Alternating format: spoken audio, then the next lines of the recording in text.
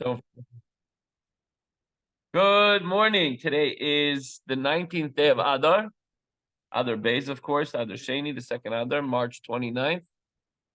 And we continue in the Tanya. Our souls descend to this physical, lowly world, not for their own potential. We're talking about the neshama, the soul, that it is infinitely greater in heaven, but in order to rectify this world, that's why the neshama comes down.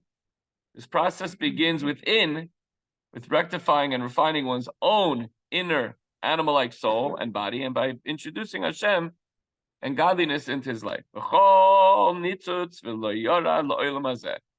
Each spark did not descend into this world to perfect itself, but to perfect the body and vital soul. What does itself mean?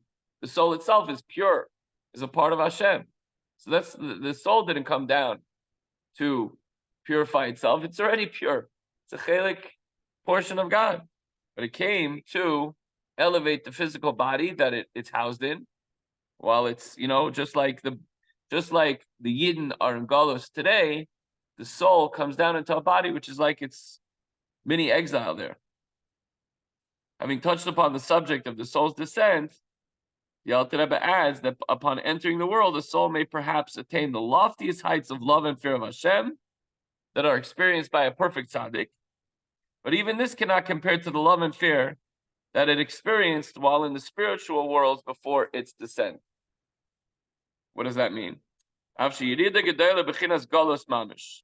though it's indeed a great descent, it's like a galus for the neshama. Even if the person's a tzaddik and reaches the highest spiritual plateau that they may be able to reach in this physical world, still, even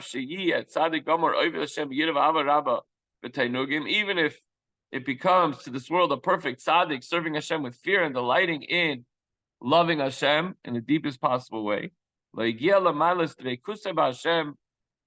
neshama will still not attain the quality of its attachment to God. It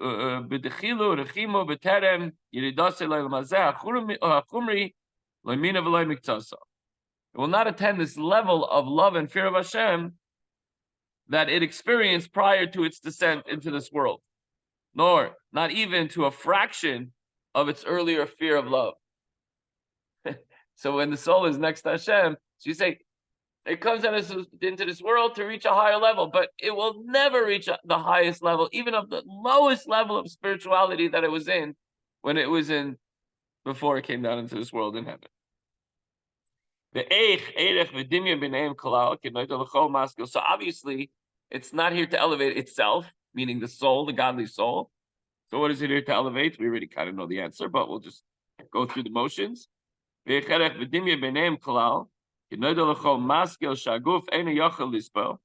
there's no comparison or similarity whatsoever between the love and fear of Hashem experienced in the soul on this earth and the love and fear and intensity of the soul as it experienced the godliness in heaven, in spiritual realms. So this is what the Alter Rebbe is sharing with us. Now he says, back to his original point, the descent of the soul is clearly and obviously not for its own sake. The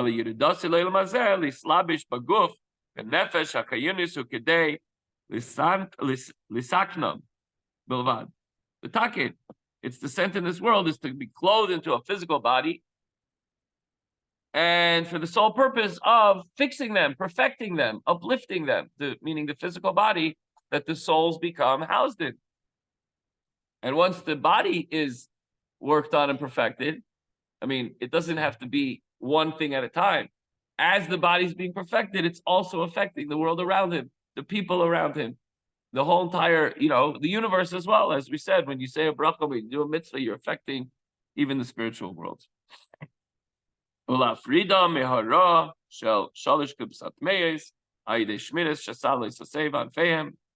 does he do? What's the first order of business? To separate from the evil of the three impure klippos by observing the mitzvahs loisase, the 365 prohibitions and all their offshoots, meaning by observing the biblical and rabbinic prohibitions. Especially, Shabbos, we have the 39 melachos, but then we have so many others that prevent us from transgressing the biblical prohibitions by Make sure you don't do this so you don't come to doing that. To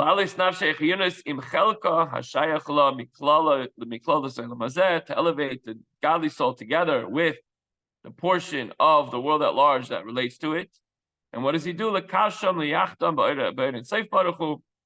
He binds and connects with the light of Hashem, which he draws onto them.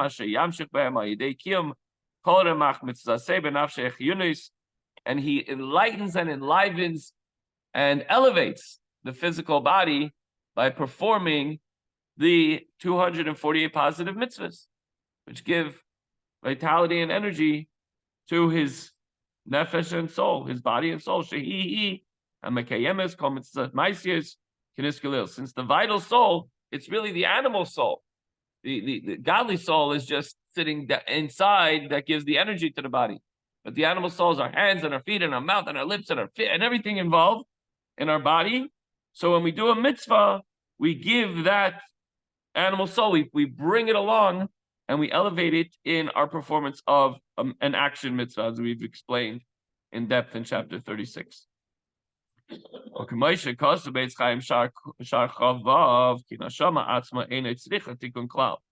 Zohar Kabbalah says that the soul doesn't need any perfecting. It is perfection at its finest. It's a portion of God.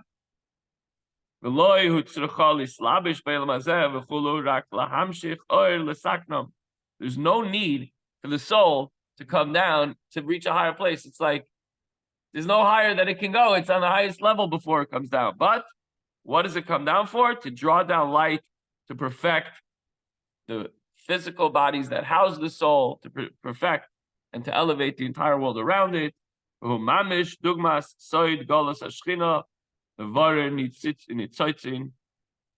this parallels exactly the mystery of the exile of the Shekhinah.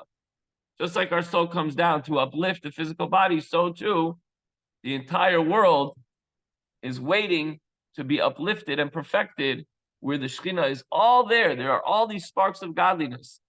And when we go to a particular place, why am I here? And you say, Teretzi v'lanu Moshe Merasha Kilas Yaakov, you say, Shema Yisrael. You learn a little bit. You do a mitzvah in a place or with a person or with an object that maybe didn't have a chance to be elevated through holiness. And that way, we refine and elevate the sparks of holiness which fell into the klippas.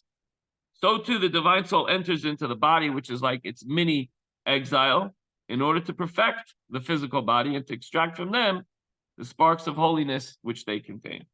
So the takeaway for today is ask yourself, why did your divine soul need to come down into this world? Was it not very close to Hashem before it came down into a body? And the conclusion must be, I have a divine mission within my physical body and within this physical world. Now go fulfill your mission. Have a wonderful day and a wonderful Shabbos. Thanks for joining us in person and online.